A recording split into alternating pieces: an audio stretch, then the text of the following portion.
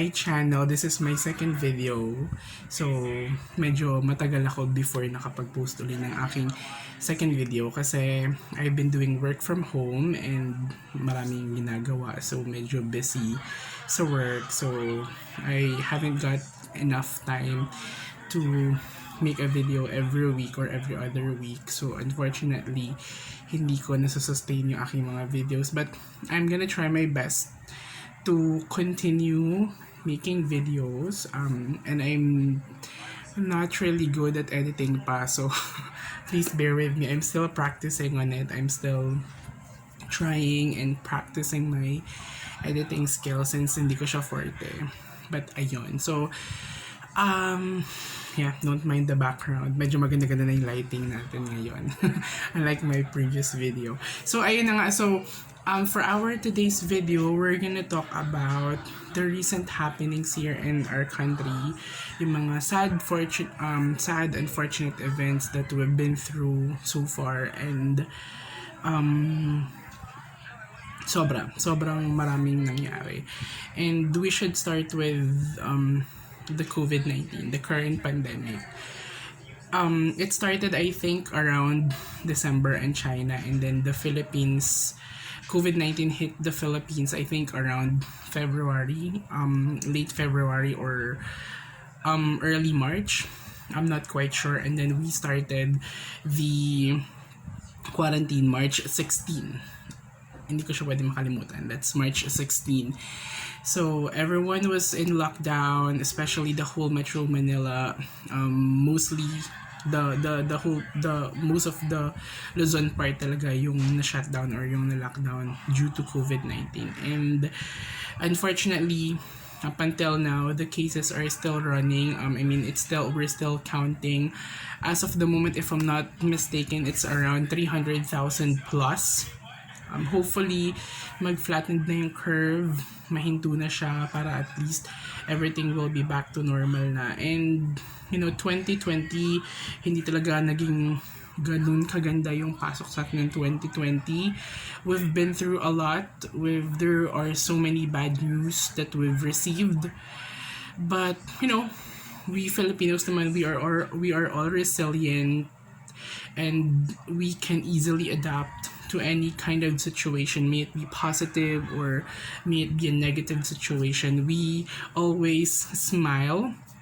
That is, something that we can really be proud of. We always smile despite of the hardship, despite of these calamities that we've been through, these typhoons, even if we're being flooded already, even if there is an earthquake, there is a landslide, there is this pandemic, we still smile because that is, I think, our aside from being hospitable and aside from being resilient, we are definitely known for for always smiling no matter what. And that's good kasi it's smiling that brings optimism to everyone, that's uplifting everyone's hope and faith as well. And the least thing we can do right now is to share positivity to everyone. Not to add negativities, but at least to, spread goodness, spread good vibes to everyone. To share this, positive aura, positive energy.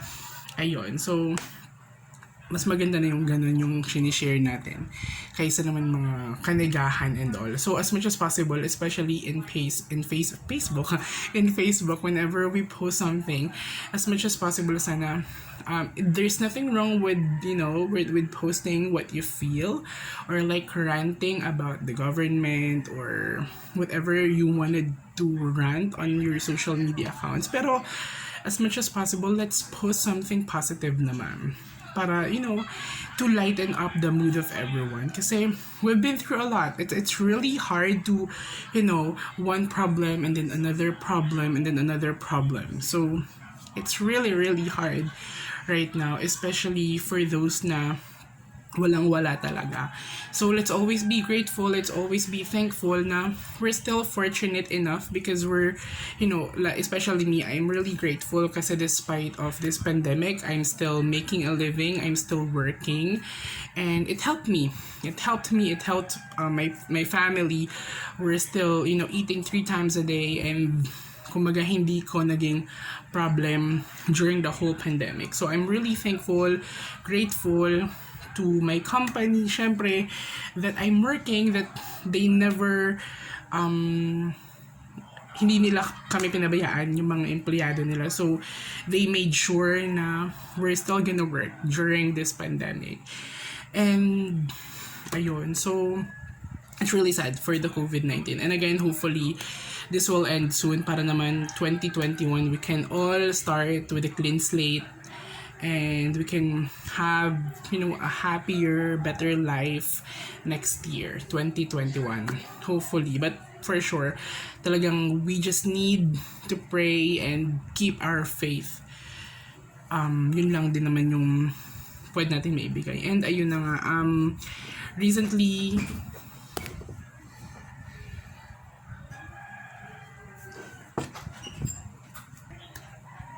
so yun, and recently nga, there were typhoons that, hit the Philippines. So, I think 3 consecutive typhoons ata siya na sunod-sunod tayo. Rolly, I'm not sure the other one, and then Ulysses. So, ang pinakatinamaan talaga is Luzon, especially the Bicol region. Talagang they were greatly affected. Maraming maraming kabuhayan ang nasira, maraming bahay ang nasira. But, this is something that the Philippines usually experience. Every year naman talaga, merong typhoons and typhoons and flash floods that the Philippines has been experiencing. This is not something new to us. So, although, it's really sad lang kasi talagang sunod-sunod lang yung typhoons na nangyari. And recently, another thing that really hit me hard, that's really heartbreaking, is what happened in Cagayan. So, a day before yesterday, Cagayan were submerged sa water because Magat Dam had to open para magpakawala ng water. Because if they're not gonna do it, if they're not gonna open some gates of the Magat Dam, it will be mas malaki yung damage na pwedeng mangyari. Unfortunately lang,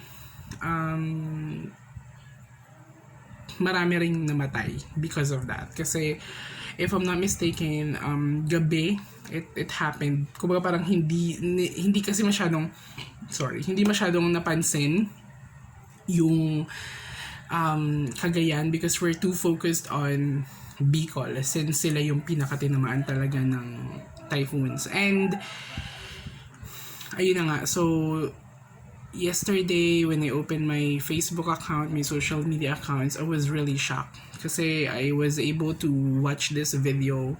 And the video was so dark. So you can't see anyone on the video. But you can hear voice screaming, asking for help. And it's just really heartbreaking kasi there's nothing else that you can do.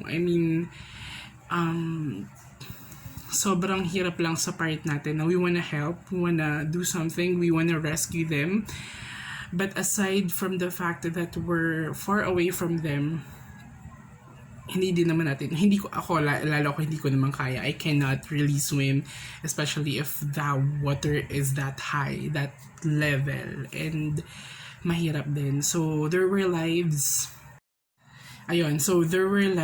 nga na nasayang, especially mga bata kasi sila yung syempre, kung ganun kataas talaga yung level ng water, talagang mahihirapan sila. And from what I heard, the water itself daw is electrocuted already. So it's really, really hard to rescue someone if may kuryente na yung tubig. Kasi that could add up, or that's another danger din. Yung kuryente sa water, it's really hard. So yun lang, talagang right now medyo mahirap lang, nakakalungkot na these people need to experience this kind of calamity na sana if we are more careful, if we are more aware of what to do, this thing shouldn't be happening. And maraming ngayong lumalabas sa Facebook about taking care of the environment, which is really, really important and really essential, lalo na yung mga puno kasi they are the ones protecting And they are the ones na nagpe-prevent ng flash flood kasi sinisip-sip nila yung water. So, sana naman sa mga government officials natin, sa mga LGUs natin, whatever it is that you're doing on your forests or sa nature, sana we need to start changing our ways. We need to recalibrate our minds, our mindset specifically. Kasi this is a wake-up call for every one of us na to stop this kind of things. The quarrying, deforestation, illegal logging. It has to stop. It has to end. Kasi hindi lang isang tao ang maapektuhan.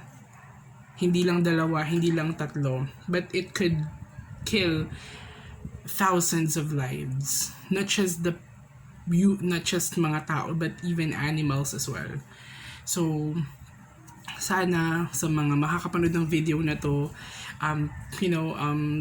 let your LGUs know or use your voice to speak.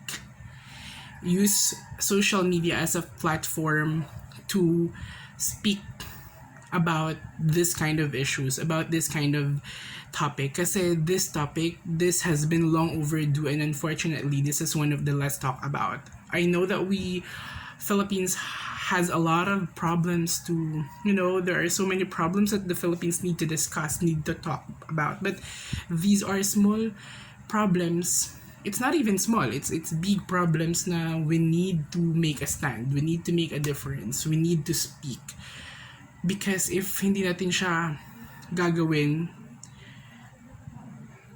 and hanggat we still have time, it's not yet late. It's not yet too late. Before it's too late, let's make a stand. Let's make a difference in this to avoid this kind of issues. And ayun nga, before I end this video, please make sure sa mga Facebook accounts ninyo, i-share natin yung mga sinishare ng mga tumutulong para at least yun lang yung magagawa natin yun. Share prayers and moral support to our kababayans in Cagayan. Not just in Cagayan, but the rest of Luzon, Bicol, Marikina, San Mateo, Montalban. So those were some of the areas na talagang sobrang affected ng typhoon and ng flash flood. So yun, i-share lang natin na i-share. Keep on sharing. And also I want to promote Sulong PH. Please like their page kasi they're doing piso for a cause. So you can send them 1 peso via GCash, and yung 1 peso nyo, it's going to be a big help kasi it will be sent to Cagayan, yung malilikom nila. And as of the moment, if I'm not mistaken, they're almost 40,000 na. So thank you sa mga. Ayan, so again, please like the page of Sulong PH on Facebook, and I think they're also available on Instagram and Twitter. Para you'll see the numbers there kung saan kayo pwede mag-send ng money via GCash, and that's going to be, so it's gonna be a very, very big help for the people of Cagayan. And ayun, again, thank you again. Share lang kayo ng share. And sa mga, by the way, sa mga hindi pa pala nakakapag-subscribe sa aking YouTube channel, please like and subscribe na rin po para naman updated kayo sa aking mga videos kung mag-video ako. And ayun. So again, thank you so much for watching. Hope you enjoy it. Thank you. Kapon ka.